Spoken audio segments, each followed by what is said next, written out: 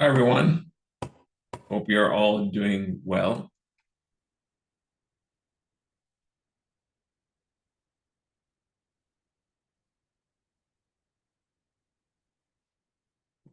One of the things that actually came up was about the slides from last week, and we actually just uploaded them.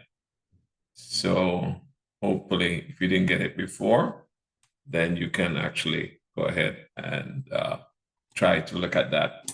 One of the things that I will raise again is the concern about trying to do the test before it's time, right? We have quite a few people who have jumped ahead to try and do the test, and unfortunately, they have not passed. So again, I'm encouraging you to just, wait to at least get through this class, and then you can try. Okay? So that being said, let's go through some of the questions that I shared with you last week. And you can use the chat to put your answer in for what you think the right answer is when you did your research. So what are the three components of the CIA triad? And you can put in A, B, C, or D, whichever one you think is correct.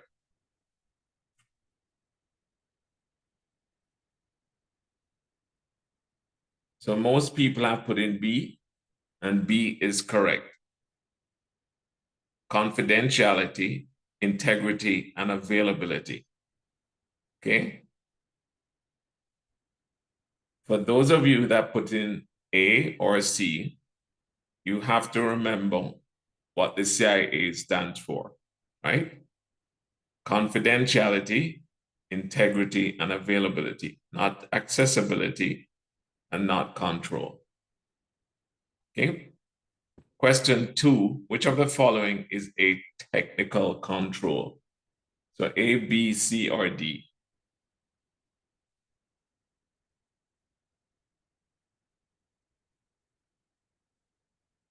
So those of you that put C, yes, you are correct. Those of you that put B, a policy is an administrative control. A standard is an administrative control.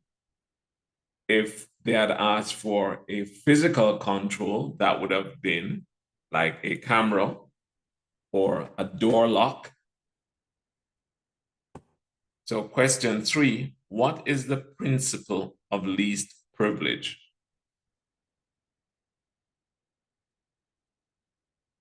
So most people have put B, least privilege equals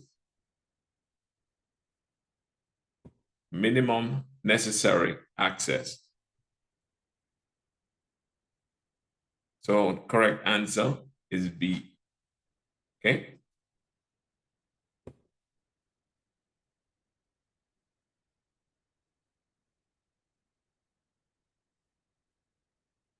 Question 4, which of the following best describes separation of duties?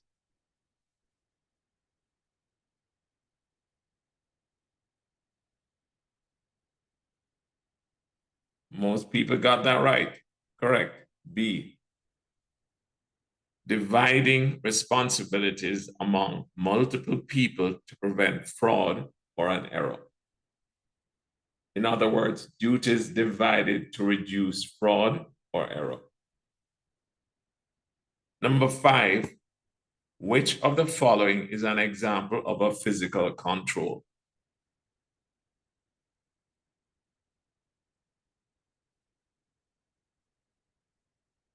Correct. No.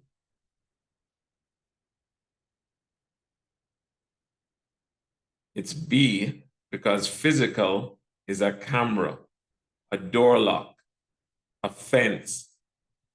A is a policy or a standard.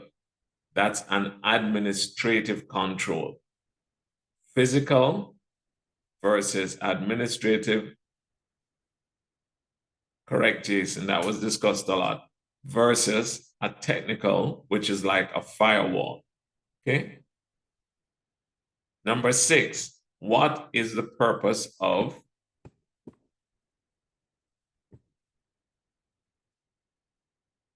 I'm sorry.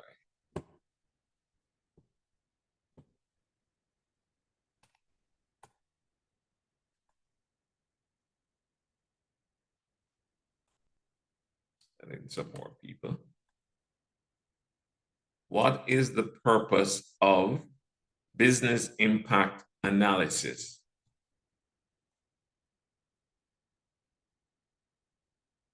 And most people are saying C.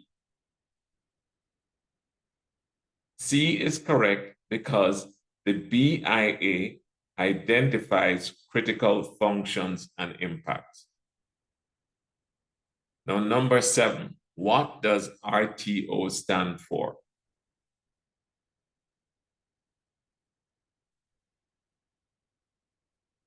Correct. Recovery time objective. And I must say, I'm very impressed. If you stay on this path, there's no reason why you don't have to fail the exam. Okay? Number 8, which of the following is not a phase of the incident response life cycle?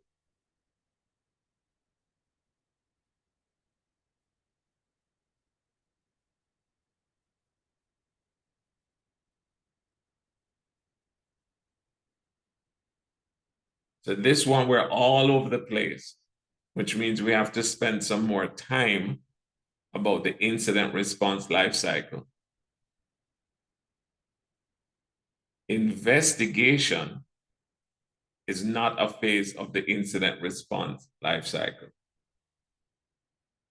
It's not part of a formal incident response life cycle. So C is the correct answer. Because if we're looking at an incident, you can try to eradicate the incident. You can prepare for an incident. You can identify and you can eradicate, but you can't investigate an incident because you're not responding to it.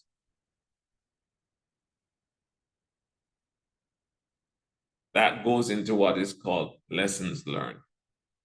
Okay, number 9, which type of backup captures only the data that has changed since the last full backup?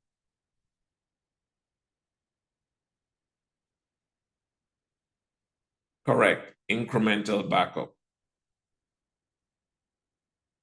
And 10, what is the main goal of disaster recovery?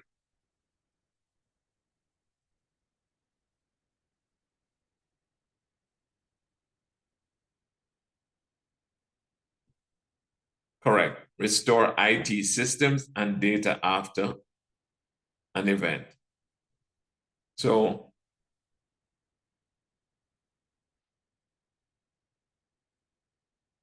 why would you book the exam on the 25th? That's my question. Don't you have up till next year?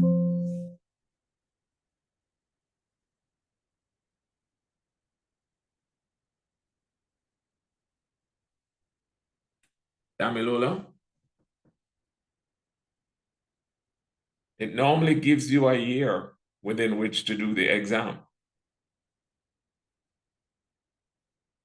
So look at the dates, because normally it starts from when you registered to a year from now, a year from that.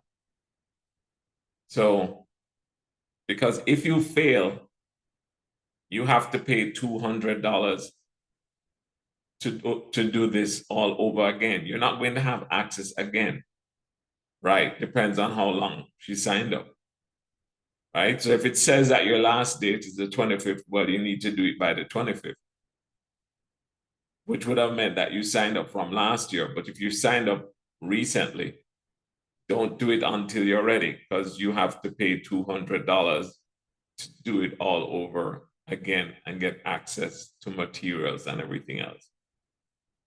So I encourage you. Okay, what if you just sign up? You should have time.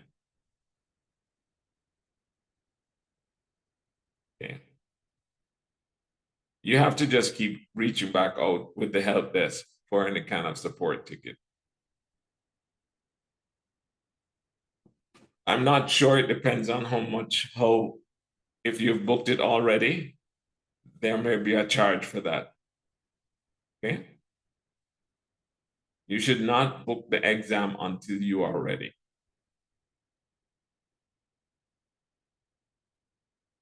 Until you feel that you're ready.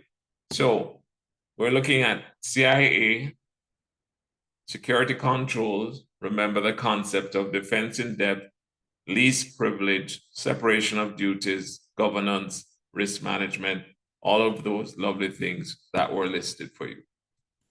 Okay, so we have a lot to cover today. Let's see what we can try and get through. Okay, so those of you who are just joining, we're heading now into the first set of the slides. All right. So for cybersecurity, we know that we have different angles, different ways that we look at things. We have types of data that we have to protect. That's a major concern in terms of how we are trying to protect an organization.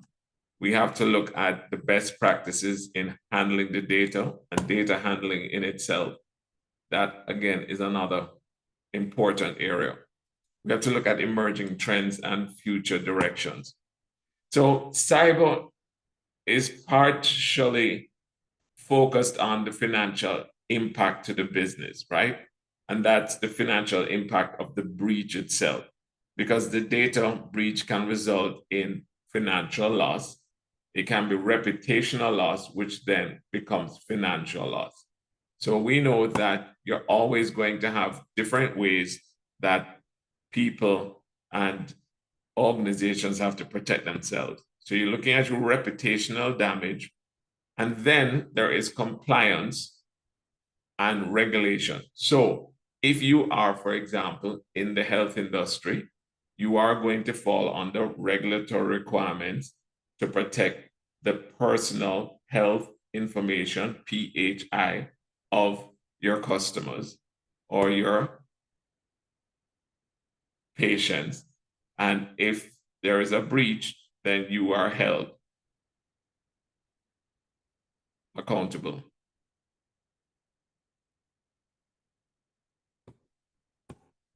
Okay. So maintaining cybersecurity is crucial for complying with regulations. So it's important that we factor that in. We also have to look at data handling. So data lifecycle is going to be that entire process that starts from how we collect data to deleting data and how we properly manage that data as we go along. We have to look at how we are doing what is called the risk mitigation, which means how do we minimize the risk? Implementing effective data handling practices is crucial for mitigating risk associated with data breaches. So data handling refers to the process involved in managing data throughout its life cycle, including collection of the data, storage, access, and deletion.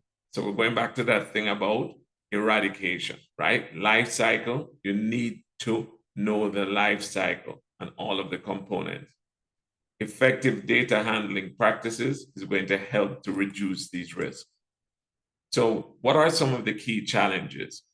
So organizations must deal with ever-changing cyber threats that put sensitive data at risk, meaning that we have to be constantly vigilant.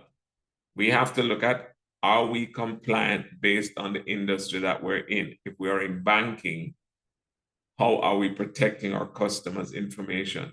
If we are in health, how are we protecting our customers? So there are very specific industries that regulatory information has to be managed, like schools, the information for students, right? These come under regulatory bodies. And we have to look at to protect data, we have to look at the concept of security training and awareness. How do we train our employees in the best practices? So personal data, we can have the sensitivity, and that includes sensitive information, which is going to be like names, contact details. How are we going to protect the personal data? We have to implement strict protection measures to safeguard personal data and comply with regulations like the GDPR.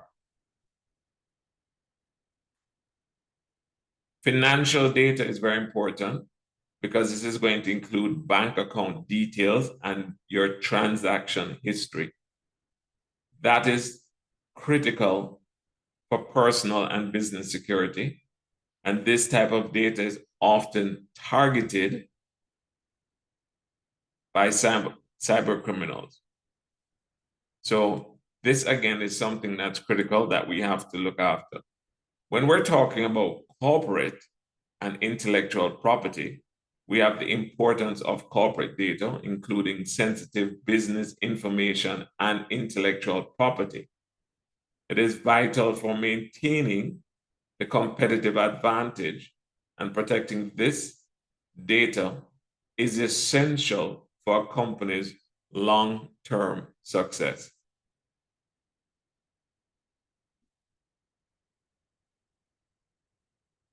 Encryption are techniques which are crucial for protecting sensitive data during the transmission of the data, meaning it's going from one place to the other.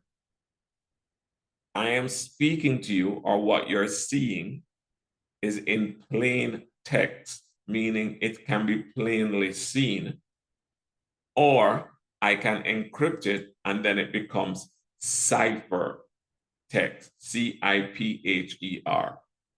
And you have various methods to encrypt. One is called symmetric, the other is asymmetric. Each has a unique purpose. We have to look at how data can be intercepted and how it can be easily read if it's intercepted. We can look at access control.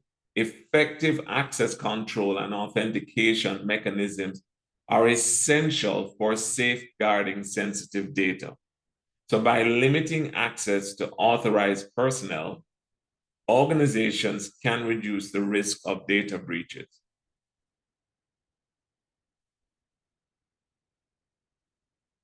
If you're not monitoring, if you're not checking, then how do you know that you are being protected? So one of the areas that we look at is audits. We conduct regular audits and monitoring. So audits are essential for identifying vulnerabilities in data handling processes.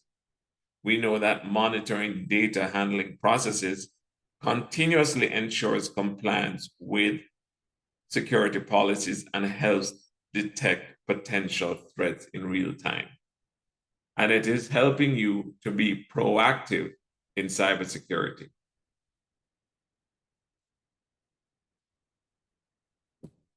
So the importance of data protection has to deal with, for example, in the healthcare industry, where we are protecting the patient and the patient's data is considered paramount due to the sensitivity of the PHI, personal health information, and regulations such as HIPAA, HIPAA, govern how this data must be handled. For finance and banking sectors manage highly sensitive information, including account details and transaction histories. Strong cybersecurity measures are necessary to protect against fraud and data breaches.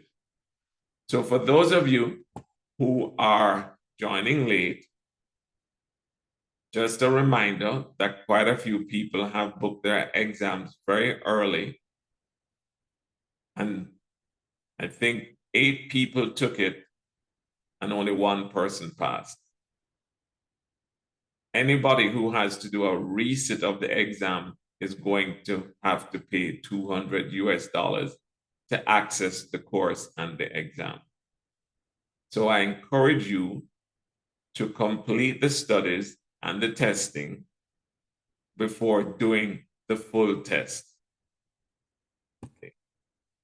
So going back to it, finance and banking sectors manage highly sensitive information. We put in place our cybersecurity measures, which are going to be crucial for protecting financial data against fraud. And we have effective strategies which are essential to prevent fraud. We also understand that when we're looking at cybersecurity, it encompasses things like e-commerce and customer data.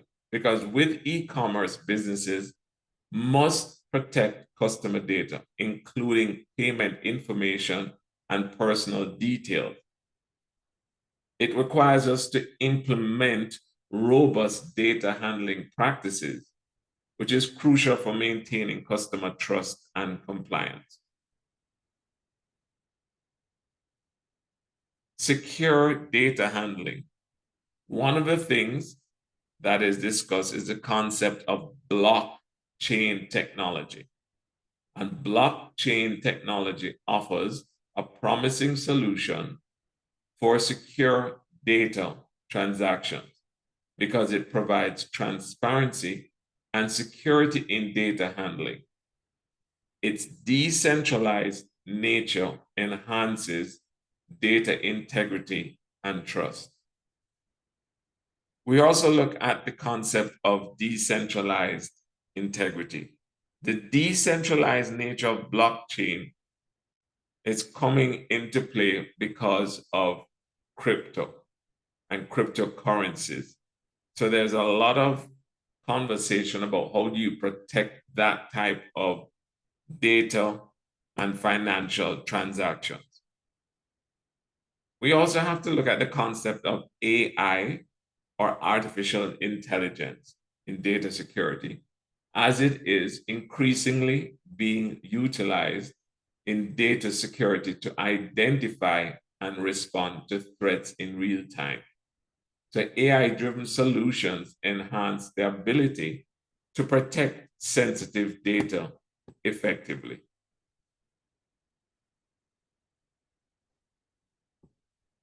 It can give you enhanced data protection. It can improve your data protection. It allows the ability to protect sensitive data. So when we're looking at compliance with new regulations, we have to adapt to data handling practices. The organizations need to modify their data handling practices to align with new regulations effectively. We have the importance of staying informed and keeping abreast of regulatory changes, which is crucial for organizations to avoid potential penalties and ensure compliance.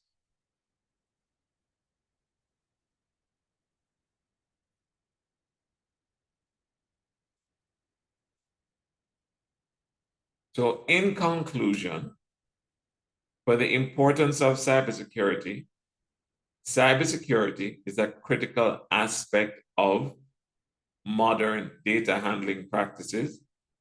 And by understanding the types of data, implementing best practices, and staying aware of emerging trends, organizations can improve their data protection strategies and safeguard sensitive information. We need to understand data handling, make note of the life cycle, and also look at the emerging trends. Now, if you have a camera and you're not checking the camera to see who has been on your property, then it's of no purpose. if you have a firewall and you are not checking who has access to the firewall or who has been trying to, then it serves no purpose, especially who has passed through the firewall. So this is where we get into the concept of continuous logging of the transactions or the videos or the people who are badging in and monitoring those activities, which is going to ensure that there is data security through event analysis.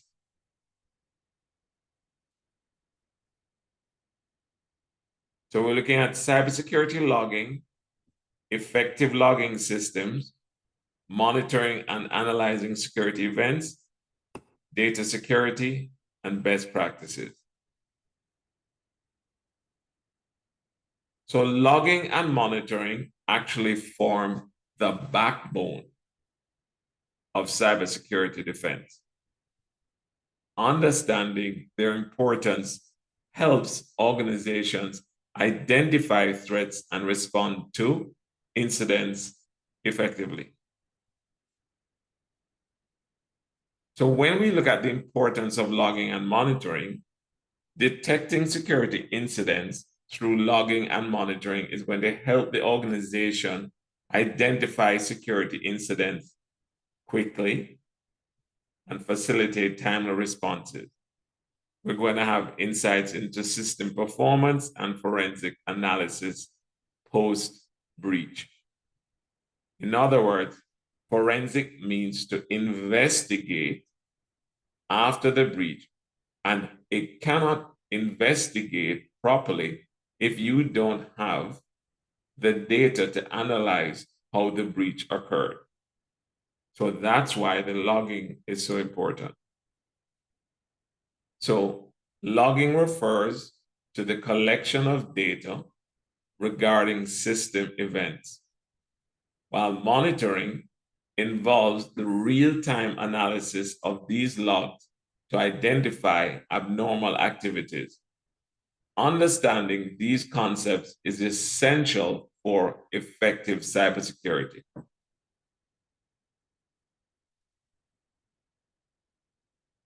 So we have cybersecurity events, which include access attempts, system changes, user activities, and alerts from security tools. Categorizing these events helps to streamline monitoring efforts and incident responses. So we look at things like system changes, which are going to involve modifications made to software or hardware configurations, and tracking these changes is vital for maintaining system integrity.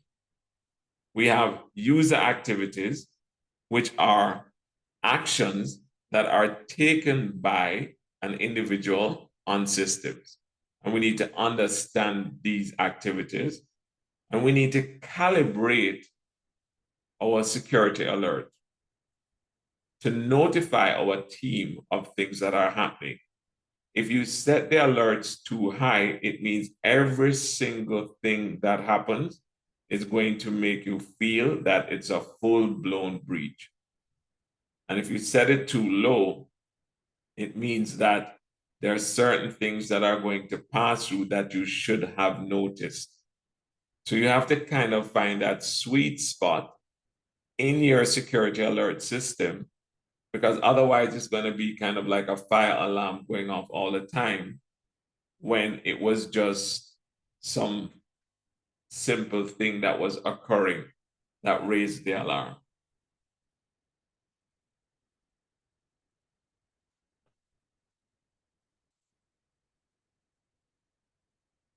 So how do we set up effective systems?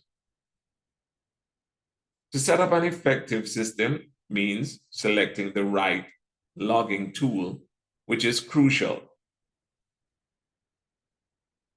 The right logging tool is going to include things that factor in scalability considerations. And have a look at this chart.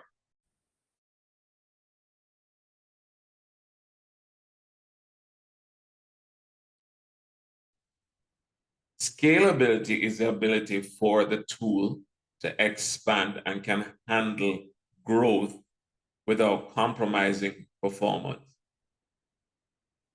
It must be able to be compatible with other systems, and there must be ease of use. So let me break it down to you like this. Why scalability is important. If you had a bucket that could only hold a certain amount of water, that's your logs. The water represents your logs. The capacity of that bucket represents the capacity of the logs that can be held there. If you have more logs or more water than the bucket can hold, then it won't store the water or the logs. And the important logs that you are trying to save will overflow outside of that bucket and will not be stored. So you have to have a system that is scalable, that's going to stretch and be able to store enough of the logs that you're trying to keep and monitor. And the system that you have must be easily implemented and installed so your team can use it. So log configuration means that the log sources ensures comprehensive data collection, and it's going to involve identifying key systems and applications to log and set up appropriate logging parameters. So you may want your log to include who is badging in and at what time, who is accessing the network and at what time, what type of virus was trying to invade your network, who was sending emails with corporate data out, and at what time. So you have to configure your logging to pick up on what we consider key areas so that you can monitor them. We have to be able to identify these key systems to ensure logging is capturing all the vital data. And we have to set up logging parameters, which are essential for capturing data and managing these logs. Now, the integrity of the data is essential for trustworthiness, because if you can't trust your log data, then it could be tampered with.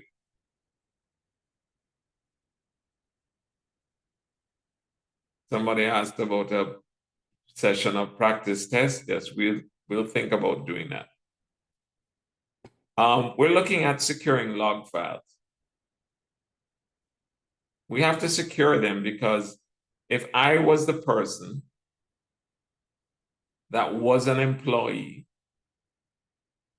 that was part of the process of hacking my own organization, I'm what is called an insider threat. Okay? If I can access those logs afterwards and remove my footprint, my data footprint, then the organization will never know. So the logs have to be secured in a separate way, and they have to have a reliable storage solution so that there is easy access.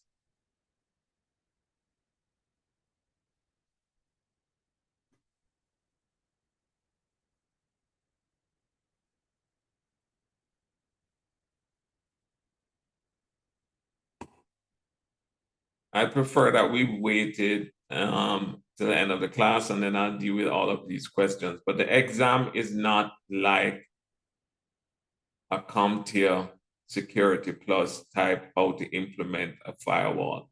It is not technical in that way. This is about cybersecurity at the level of implementing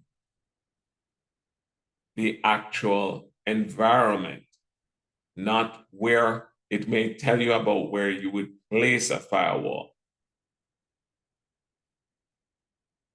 But it's not going to go into how to connect a firewall, if that makes sense to you. Okay? But let's stay focused on this. So monitoring and analyzing security events is very important. We have real-time monitoring, which includes things like your threat detection, because real-time monitoring techniques enable organizations to detect threats as they occur.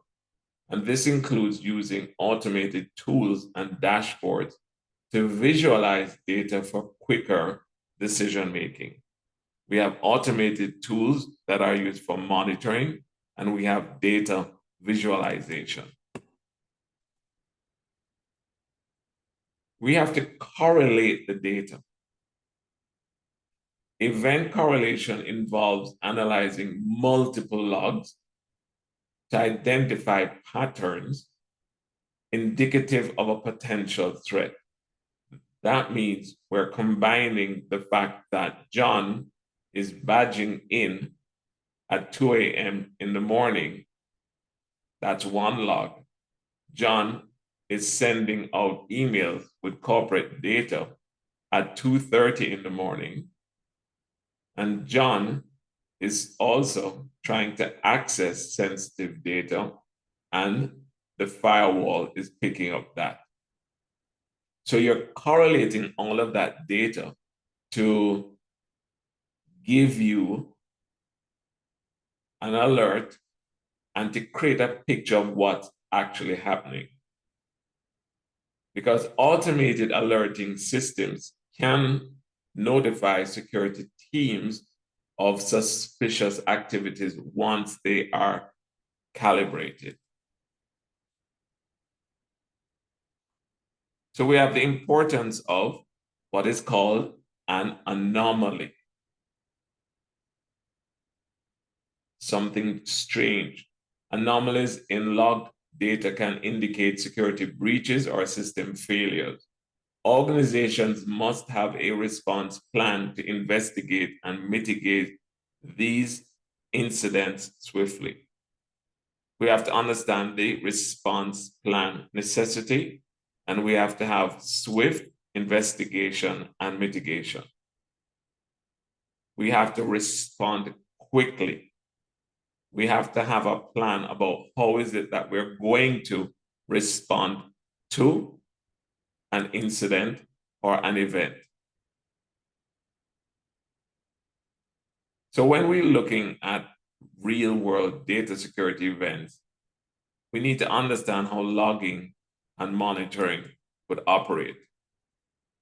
So if we have a data security event, you're going to have a data breach incident. You're going to look at what caused the breach and what was the impact to the organization itself. You have to be able to look at the concept of data logging, because logged data is essential for reconstructing the sequence of events. It's creating the timeline of events, and it's also identifying the vulnerabilities. So when we look at all of this, then we have to conduct what are called lessons learned. You have to look at what are the preventative strategies that you would use to avoid it happening again. And then we look at continuous improvement, which means, okay, it occurred, we've learned from it, let's improve our process. Continuous improvement. So to enhance cybersecurity in an organization, you should adopt a best practice for logging and monitoring. You should be able to conduct your regular audits and reviews. You need to identify gaps in between your logging strategy and your proactive improvement.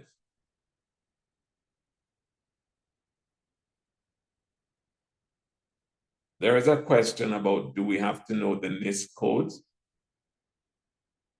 There are hundreds of NIST codes, so you don't have to know every single one. But if it does come up in your notes, that's the one that you need to know.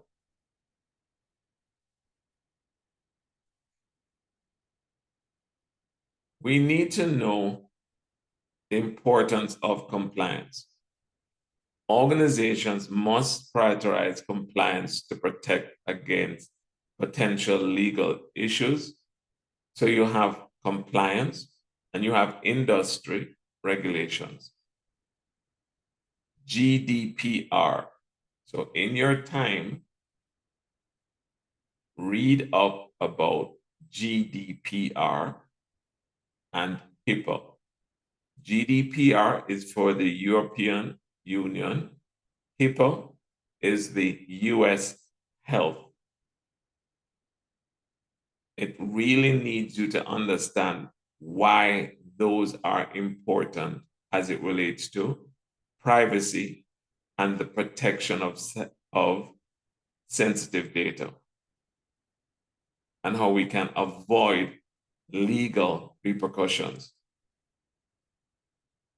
The concept of training and awareness is to cultivate a security culture.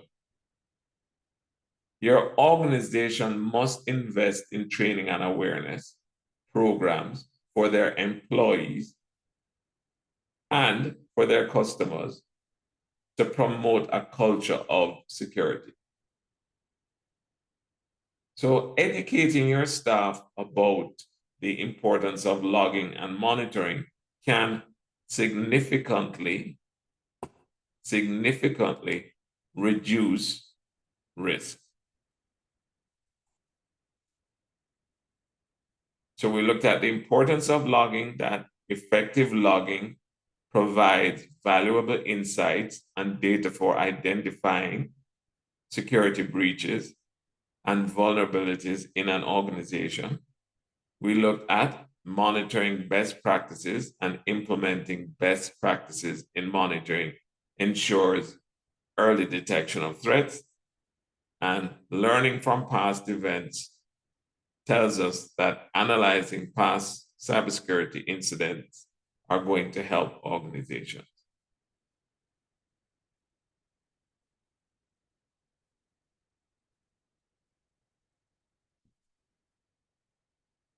So we went through logging. We understand the concept of event logging, that it's going to identify security threats, it's going to ensure accountability, and that you use event logs for forensic investigations. You have user logins, which have to be logged. You have to know when each person logs into the system. You have to know if the user has been authenticated. You have to know if there are system errors. That has to be logged. And you have to know when did somebody have access to sensitive data.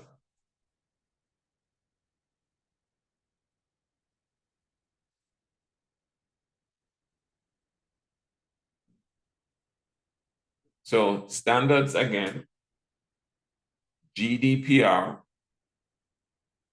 HIPAA, PCI, which is payment terminals. That's whenever you're doing a transaction and you tap your card, that's PCI. All of those have regulatory standards.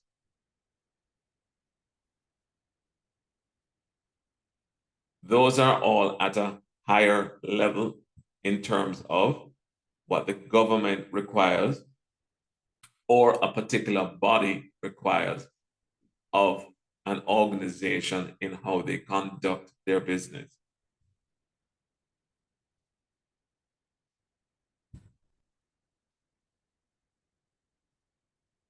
So you have critical event logging. And when we look at it, comprehensive coverage is going to involve logging all critical events across systems and applications, because when we log and monitor network traffic and the user activity and system changes, we are making our systems more secure because it's capturing all of that relevant data.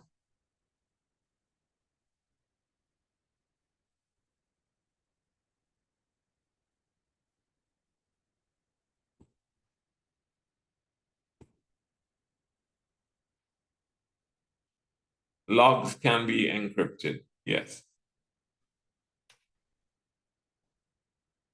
It depends on how secure you want to keep that log or protect that log.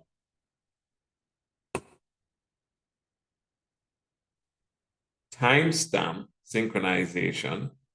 So we have accurate timestamps are crucial for correlating events across multiple devices.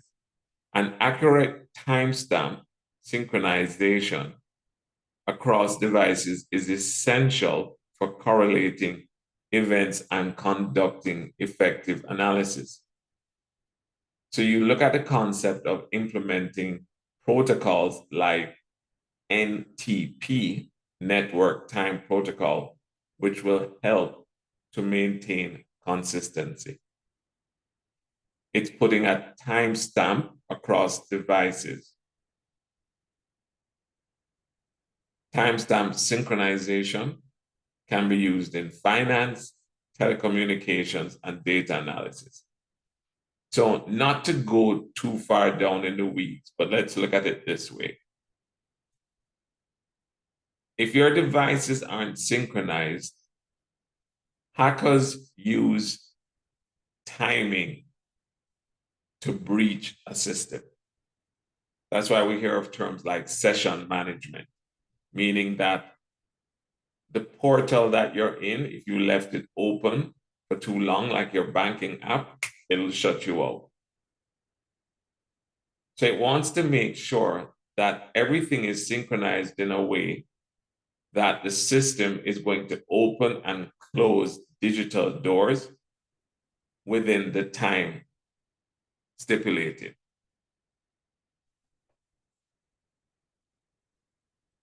Now, data retention is another important area for you to remember. How long are you allowed to keep data? Organizations need to create clear data retention policies that specify how long logs are retained for compliance. You need to define the retention duration. And you need to have secure storage solutions. And how do we respond to these logs? Well, we identify patterns, as we said, we detect anomalies, and we enhance our security response. We improve our security response. Now we have automated versus manual event analysis. The automated analysis tools in Apple will enable rapid processing of large amounts of data or data sets, which enhances or improves efficiency in data management. It allows for deeper insights by understanding the context.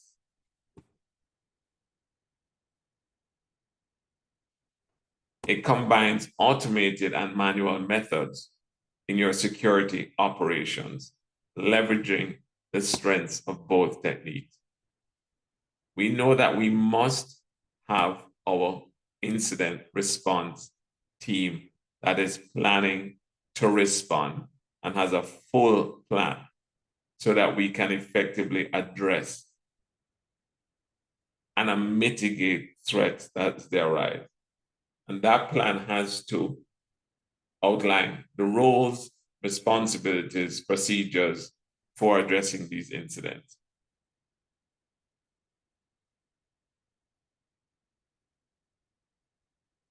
So, what is encryption?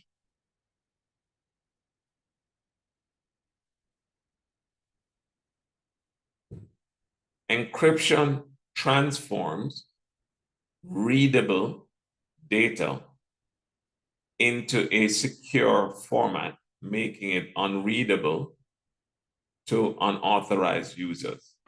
In other words, it makes my information, which anybody can read, private to those who I want to make it private to, until they are ready to read it. Okay. Just happy anybody who was late that you made it. So the main purpose of encryption is to protect sensitive information from unauthorized access and breaches. So we take the plain text or the text that you see on the screen,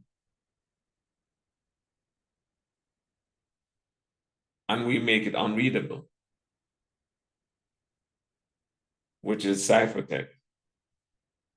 And it's going to remain unreadable until the person that I want to read it uses a decryption key to access that information. So we have symmetric. Symmetric encryption uses a single key for both encryption and decryption, while asymmetric encryption uses a pair of keys, public and private. So symmetric uses the same key for both encryption and decryption, while asymmetric uses a pair of keys which are called public and private. Both methods have unique advantages and different cases.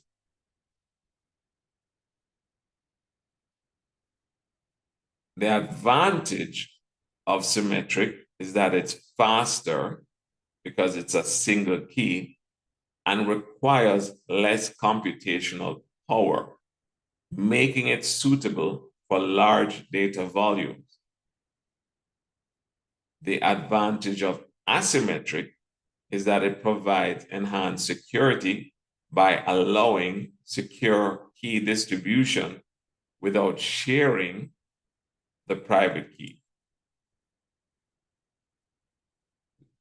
When we are talking about, yes, you're thinking too far ahead with quantum computing.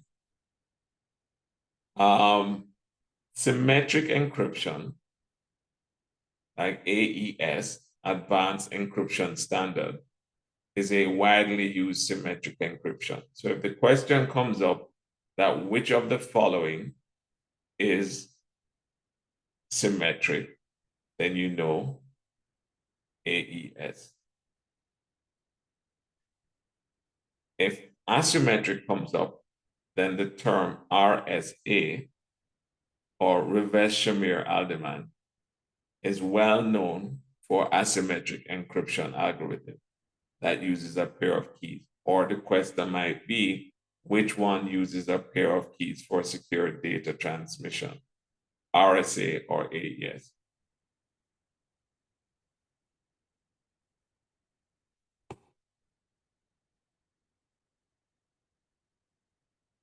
So there are different security needs. And I know that you want to get deeper into cryptography, but I'm not going down the rabbit hole with that. But if you want to do your own research, let's focus on what we have here, because these are the terminologies that you will get. There are many other symmetric encryptions and standards. So different security needs, AES and RSA serve different security needs. With AES, it's used for fast encryption. So the question is, which one is used for fast encryption? Symmetric or asymmetric? You know it's going to be symmetric. Which one is more secure? RSA, asymmetric. You have to say that to yourself several times for it to really sink in. So implementing encryption requires adherence to best practices that ensure the security of the cryptographic keys. You need to protect the keys. If you don't protect the keys, you're not protecting the data. And we know that they have the importance of key management. Encryption key management is crucial for maintaining data security and preventing unauthorized access to sensitive information.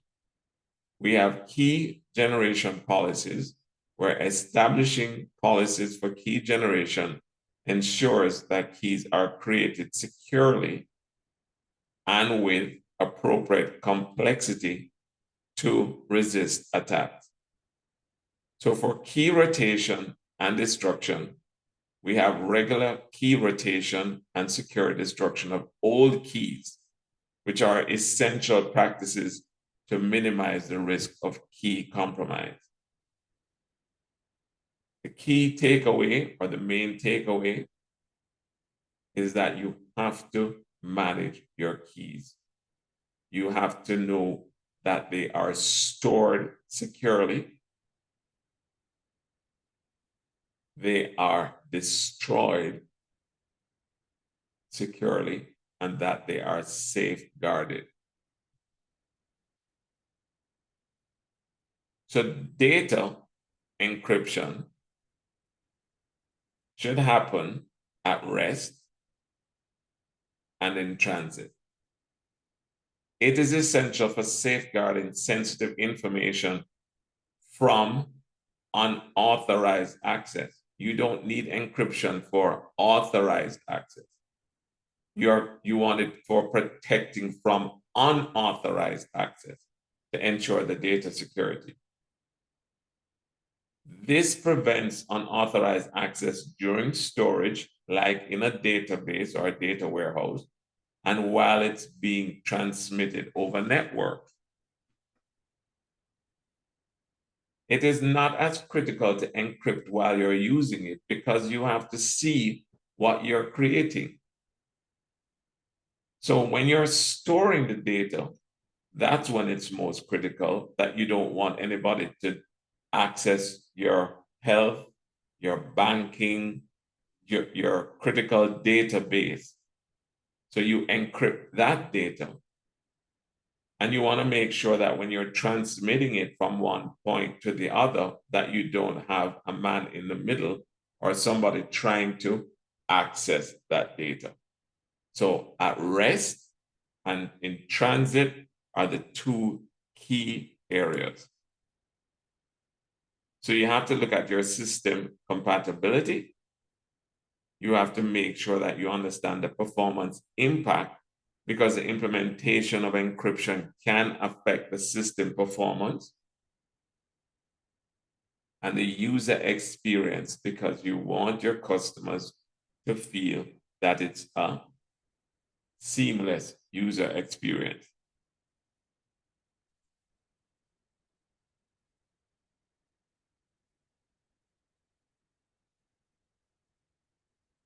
So we have to balance security and performance, because being in cybersecurity does not mean that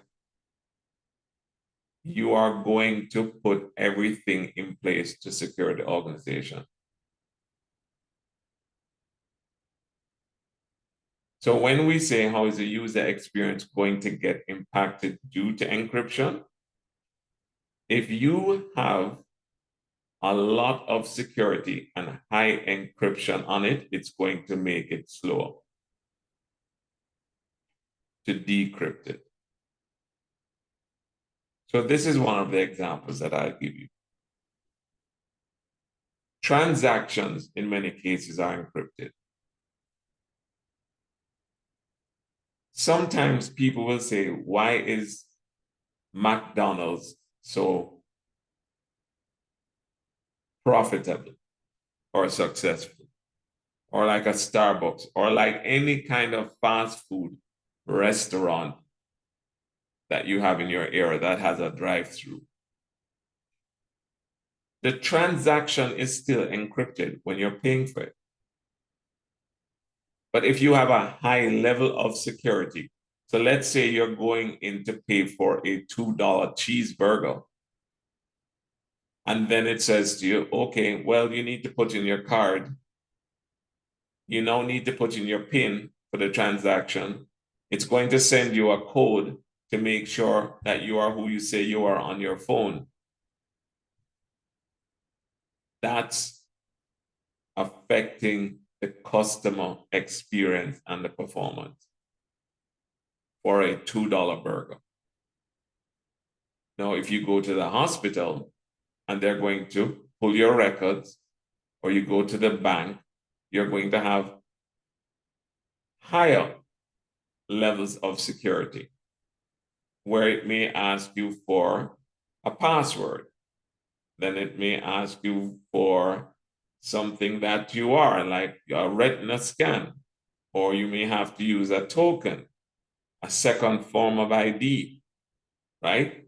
All of this slows down the performance.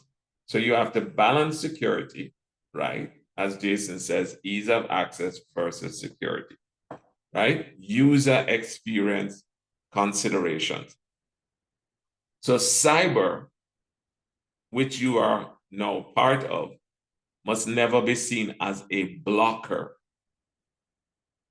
to the organization. You are there to support the organization and try as much as possible to protect it. But you cannot block activities just to say that you're making it secure. You make recommendations based on the risks that you have identified. So we look at end-to-end security considerations. We have data creation security. We look at data storage. How do we protect the data when it's stored? How do we protect the data to have secure data transmission? Do we use encryption while we're transmitting that data? And how are we deleting that data? Is it secure? If it's sensitive information, can it be recovered? Because you have to know how you're going to get rid of that person's personal information that you had digitally. So there are special ways in which this has to be done. So the entire life cycle from creation and storage to transmission and deletion are all part of a holistic approach, which is essential for comprehensive cybersecurity. So we will look at the importance of keeping current,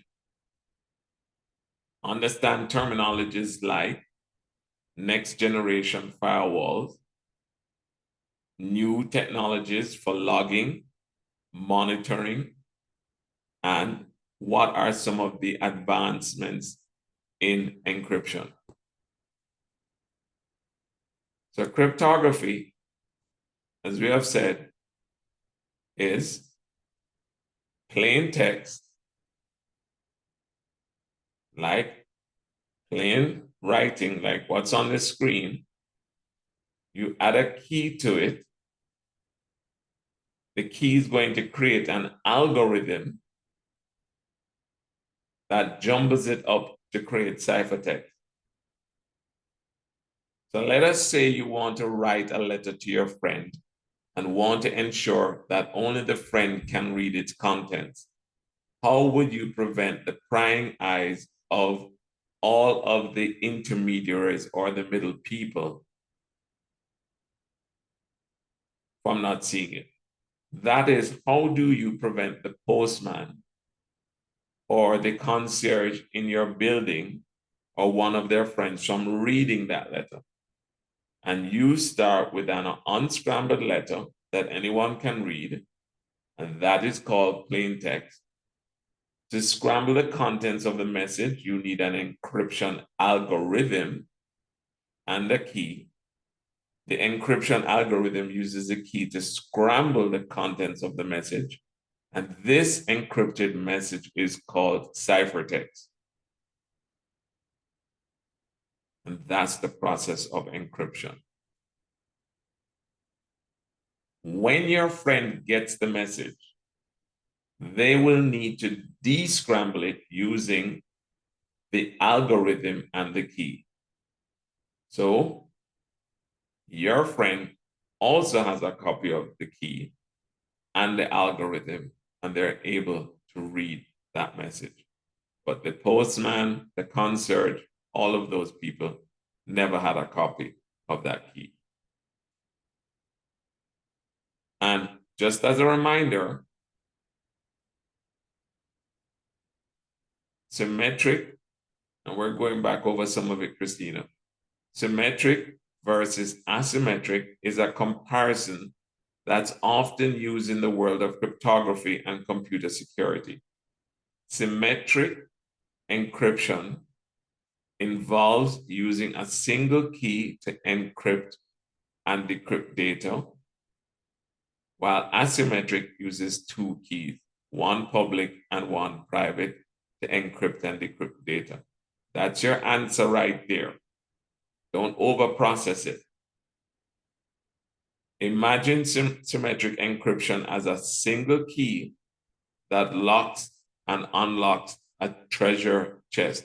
If you look at the two keys, the one to the right with the arrow has something a little bit different in it.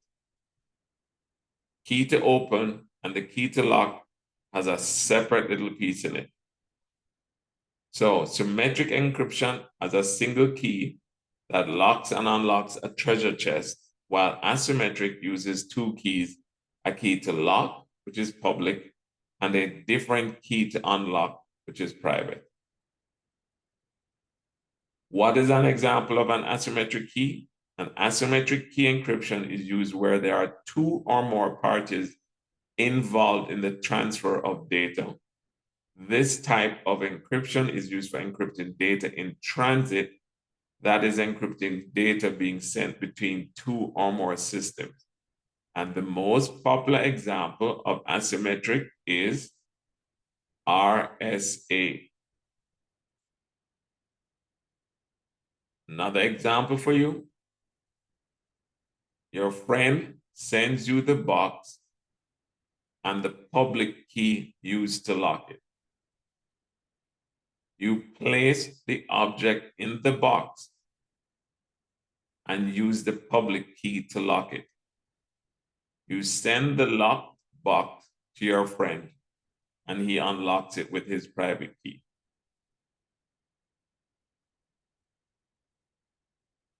So now you have a key, he has a key, or she has a key. But for the first step, your friend sends you the box and the public key. There's no data in the box. There's nothing in the box to steal. He's just sent you the key. But when you send it back, you place the information in the box itself and use the public key to lock it. You send the locked box to your friend, he unlocks it using his private key. So when we're talking about all of this, we know that we have to look at the importance of event logging as one of the main areas that we cover. We have to look at encryption as another area that we cover. And we have to look at what are the best practices for implementation. Those in itself are the key areas that we all have to look at.